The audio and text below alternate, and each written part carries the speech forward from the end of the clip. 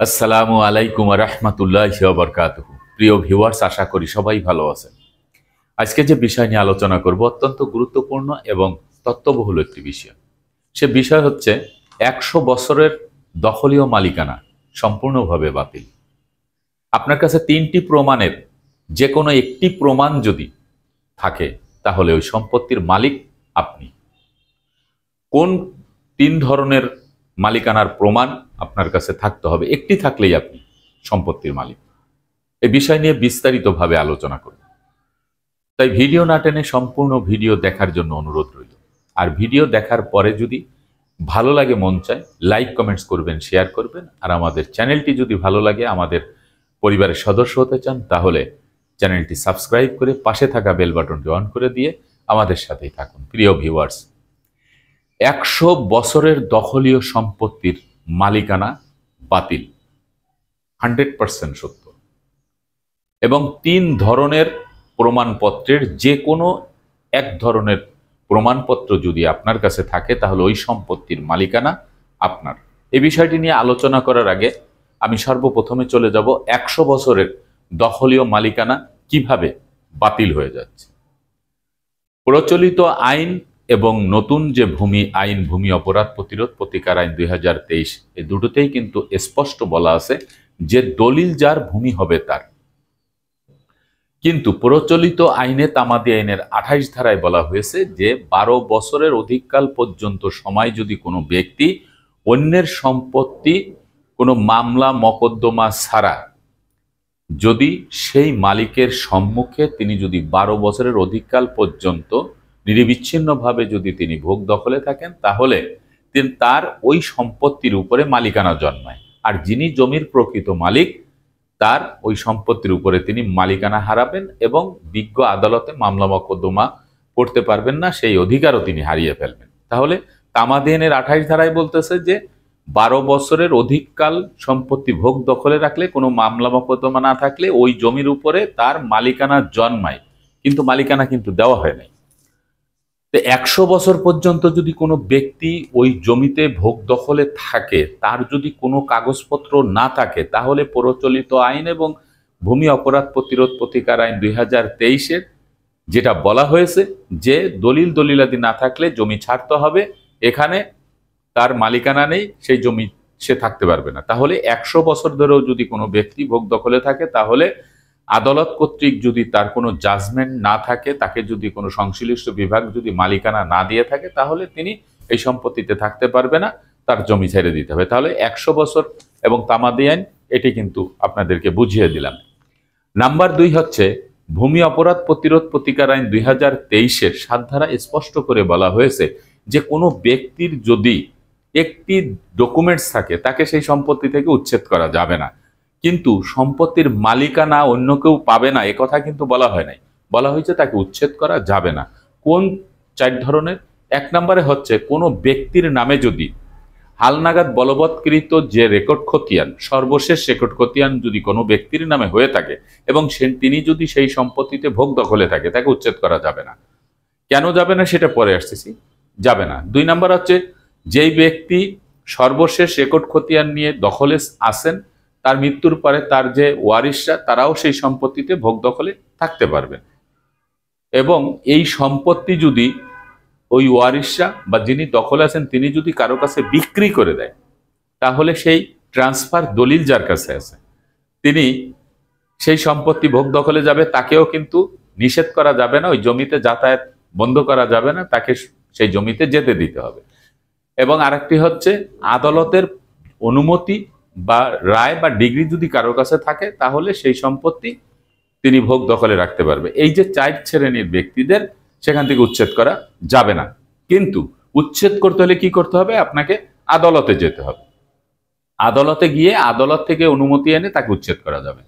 এখন বিষয় হলো, আমরা ১০০ বছরের যে ভোগ দখলীয় যে মালিকানা বাতিল হয়ে যাচ্ছে, তামাদি আইনের ২৮ ধারা মোতাবেক যেটা বলা হয়েছে, যিনি ১০০ বছর ধরে দখলে আছেন তার কাছে কোনো ডকুমেন্টস, কোনো কাগজপত্র, কোনো কিছু নাই, অতএব তার এই জমিতে থাকার কোনো এখতিয়ার নেই। এটা প্রচলিত আইন এবং আপনার যে ভূমি অপরাধ প্রতিরোধ প্রতিকার আইন 2023 এটাতে উল্লেখ করা আছে যে জমি দখলে থাকতে গেলে দলিলাদি থাকতে হবে, কিছু না কিছু থাকতে হবে। তাহলে 7 ধারায় যেটা বলা হয়েছে যে এই 4 শ্রেণীর ব্যক্তিরা থাকতে পারবে যদি তাদের কাছে কোনো ডকুমেন্টস থাকে। এখন আসা যাক যে জমির যে প্রকৃত মালিক, এই জমির প্রকৃত মালিক তিনি ওই সম্পত্তি কিভাবে ভোগ দখলে যাবে, কিভাবে তিনি সেখানে যাবে এবং কোন 3 ধরনের প্রমাণপত্র তার লাগবে, কোন প্রমাণ দিয়ে তিনি ওই সম্পত্তি পুনরুদ্ধার করবেন। 1 নম্বরে হচ্ছে যদি কোনো ব্যক্তির কাছে ট্রান্সফার দলিল থাকে, অর্থাৎ কোনো ব্যক্তি যদি বৈধভাবে কোনো দাতার কাছ থেকে সম্পত্তি ক্রয় করে, যেই দাতা তার সম্পত্তির মূল মালিক এবং তার সম্পত্তি বিক্রয় করার অধিকার আছে, এবং এই দাতার যে পিছনে যে রেকর্ড খতিয়ান, তার যদি দলিল থাকে দলিলের সাথে সকল রেকর্ড খতিয়ানের মালিকানার চেইন ঠিক আছে, অথবা তিনি উত্তরাধিকার সূত্রে সম্পত্তি পেয়েছেন, সেই রেকর্ড মূলে তিনি সম্পত্তি বিক্রি করতেছেন, তার সকল রেকর্ড খতিয়ানে একজন ওয়ারিশ হিসাবে তার যে মালিকানার চেইন এটি ঠিক আছে, এবং এই মালিকানার চেইন ঠিক রেখে তিনি সেই সম্পত্তি অন্য কোনো ব্যক্তির কাছে বিক্রি করেছে, ওই ট্রান্সফার দলিলটি তার কাছে আছে। এই দলিল হচ্ছে তার একটি প্রমাণ। ওই প্রমাণটি যদি তার কাছে থাকে তাহলে যেই সালে তিনি ওই দলিল মূলে মালিকানা পেয়েছেন ওই সালের পিছনে যতগুলি রেকর্ড এবং বায়া দলিল সকল কিছুর মালিকানার যে চেইন সেটি কিন্তু নতুন যে ট্রান্সফার দলিলটি হয়েছে ওই দলিলের সাথে সম্পৃক্ত হয়ে গেছে। তাহলে ওই একটি প্রমাণপত্র দিয়ে তিনি কিন্তু ওই জমি দাবি করতে পারবে। কোন জমি? যেটি তার বেদখল হয়ে আছে। এই একটি প্রমাণ যদি তার কাছে থাকে তাহলে তিনি দাবি করতে পারবেন। এ হলো 1 ধরনের প্রমাণপত্র। আচ্ছা, 2 নম্বর প্রমাণপত্র যে তার কাছে দলিল নাই, কিন্তু এমন একজন ব্যক্তি এসে মালিকানা দাবি করতেছে, তার কাছে সিএস খতিয়ান থেকে শুরু করে সর্বশেষ হালনাগাদ কৃত খতিয়ান না, দেখা গেছে যে সিএস খতিয়ান, এসএ খতিয়ান, আরএস খতিয়ান, এই 3টি খতিয়ান ধারাবাহিকভাবে কোনো ব্যক্তির নামে আছে বা তার পরবর্তী প্রজন্মে তার ওয়ারিশদের কাছে আছে, কিন্তু এই সম্পত্তি কখনোই হস্তান্তরিত হয় নাই। অন্য কোনো ব্যক্তি যে কোনো ছলে বলে কৌশলে বা পেশি শক্তির বলে হোক, পলিটিক্যাল বলে হোক, সেই সম্পত্তি তিনি ভোগ দখলে রেখেছেন।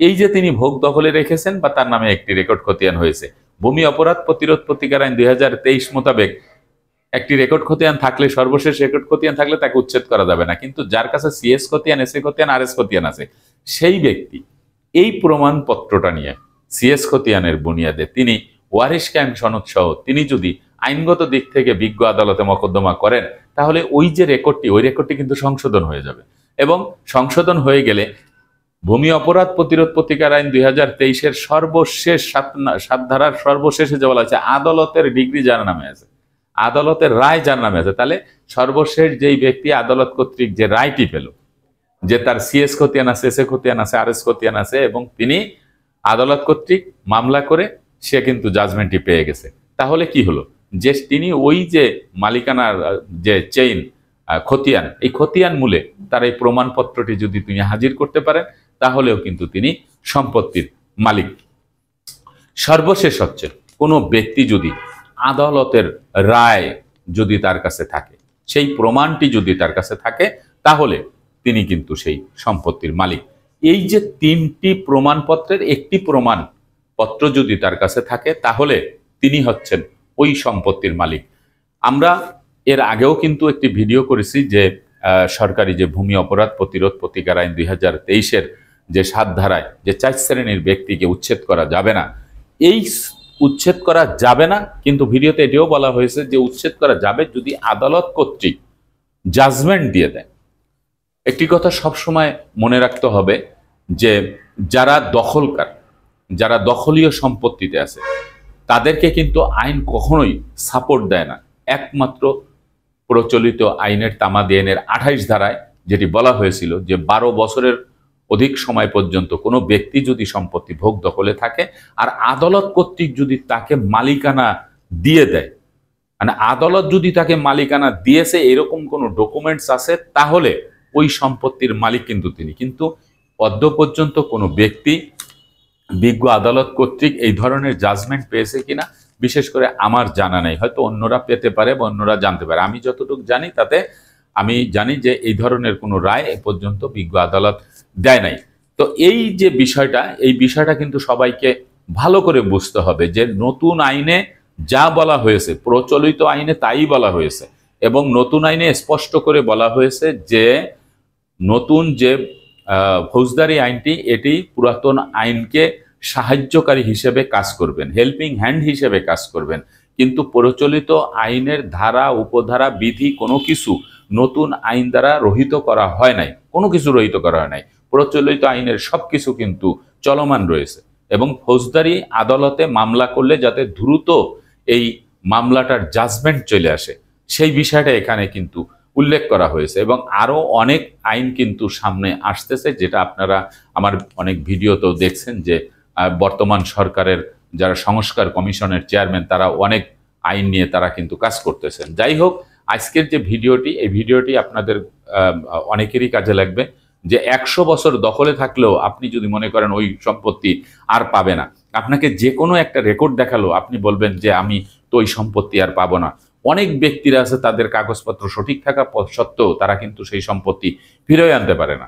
তারা সঠিক দিক নির্দেশনা পান না, কোথায় যে মামলা করবেন, কিভাবে মামলা করবেন। একটা কথা মাথায় রাখবেন যে দেওয়ানি আদালতের মামলা কিন্তু সবচেয়ে পাওয়ারফুল মামলা, এবং সেটি হচ্ছে সুনির্দিষ্ট প্রতিকার আইন 1877-এর বিভিন্ন ধারা রয়েছে।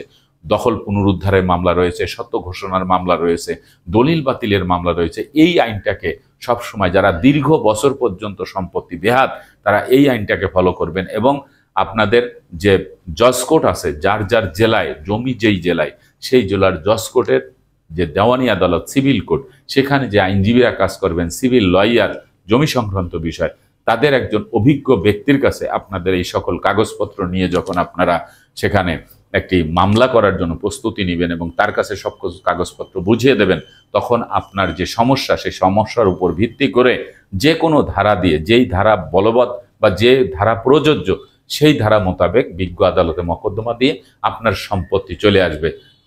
আমাদের প্রচলিত আইন এবং ভূমি অপরাধ প্রতিরোধ প্রতিকার আইন, যে নতুন আইন, এই দুটি আইনের মধ্যে কোথাও লেখা নেই যে মালিকানা, যে প্রকৃত মালিক, তার সম্পত্তি তিনি ফিরে পাবেন না। কিন্তু কিছু বিধিনির্দেশ দেওয়া হয়েছে এই জন্যই যে যাতে করে হট্টগোল না বাঁধে, ঝগড়া বিবাদ না বাঁধে, মারামারি কাটাকাটি হানাহানি না বাঁধে। তাহলে কি হবে, এই সম্পত্তি পাওয়ার পরিবর্তে আবার সে মারামারির মামলা মকদ্দমা হবে। এই জন্যই এই ফৌজদারি আইনটি কিন্তু প্রকাশ করা হয়েছে।